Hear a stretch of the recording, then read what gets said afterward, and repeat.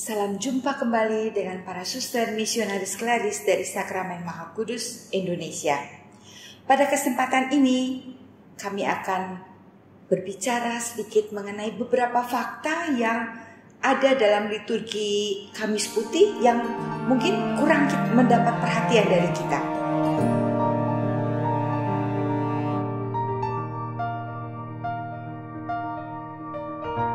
Dengan dimulainya perayaan Misa Kamis Putih, berakhirlah masa Prapaskah.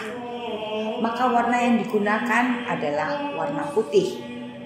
Oleh karena itu hari ini disebut sebagai Hari Kamis Putih. Perayaan ini tidak hanya merupakan kenangan dari peristiwa Yesus menetapkan Ekaristi. Namun dengan kata-kata, lakukanlah ini sebagai kenangan akan daku, kita juga merayakan kemurahan hati dan kesetiaan para imam yang telah menjawab ya dengan menyerahkan seluruh tubuh, jiwa, hati, dan hidup mereka bagi Yesus. Sebab tanpa kehadiran para imam, kata-kata Yesus tadi tidak mungkin dapat terlaksana.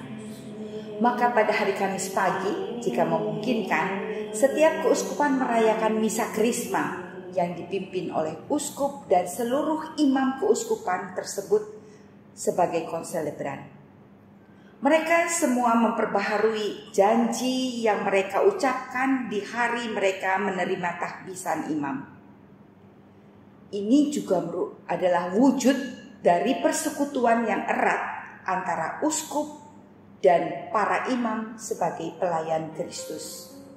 Sebenarnya tidak hanya para imam. Dalam perayaan Misa Perjamuan malam terakhir, dengan ritus pembasuhan kaki, kita juga merayakan semua orang yang mendedikasikan hidup mereka secara sederhana dan luar biasa untuk melayani sesama. Seperti yang diteladankan oleh Kristus. Tidak ada kasih yang lebih besar daripada kasih seseorang yang menyerahkan dirinya untuk sahabat-sahabatnya. Jadi, kita juga termasuk dalam perayaan ini loh.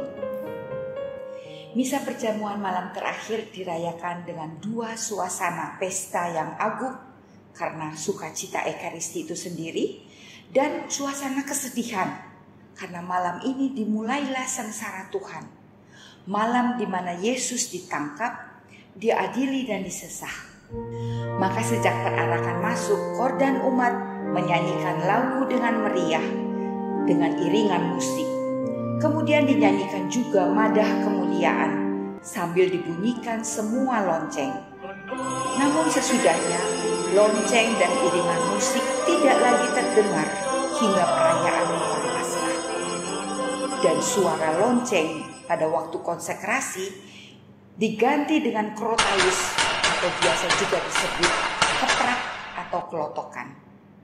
Dalam masyarakat kita, ketika seseorang bertamu, tuan rumah sebagai bentuk penerimaan dan kesopanan mempersilahkan tamu itu untuk duduk dan menyediakan paling sedikit minuman. Pada zaman Yesus, bentuk keramahan dan penerimaan tuan rumah ditunjukkan dengan menawarkan untuk mencuci kaki.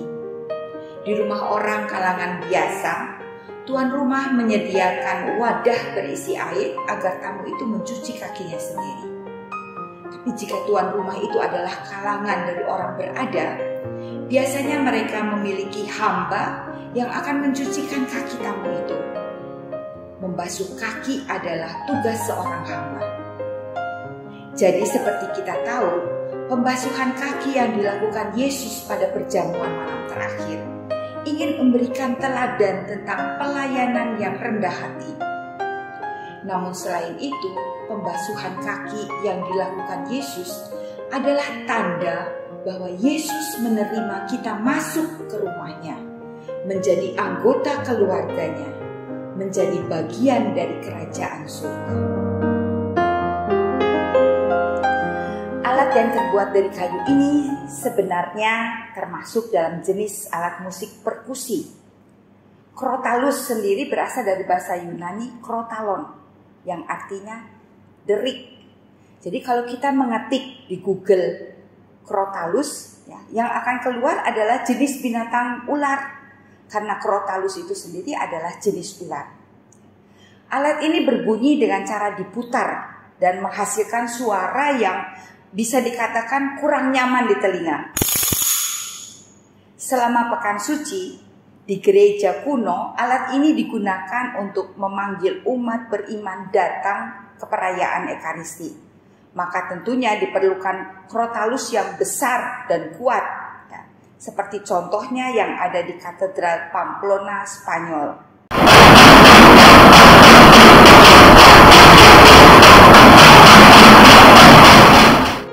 Setelah komuni kudus dibagikan, imam tidak memberikan berkat penutup, namun diadakan suatu perarakan sakramen Maha Kudus untuk ditahtakan di tempat yang telah disediakan, karena tabernakel dan panti imam akan dikosongkan.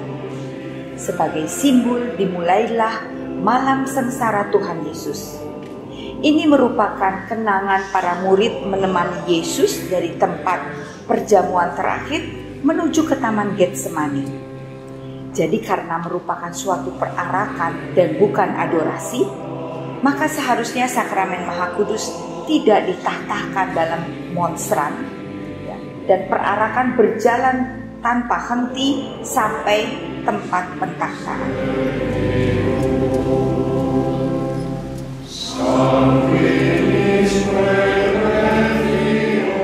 Jadi liturgi Kamis Suci adalah undangan untuk menghayati misteri Kristus secara lebih mendalam.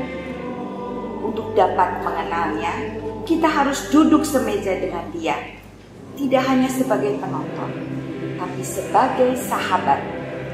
Sebab semua yang Yesus lakukan, dilakukannya dengan cinta terbesar, karena Dia menyerahkan diri bagi sahabat-sahabatnya.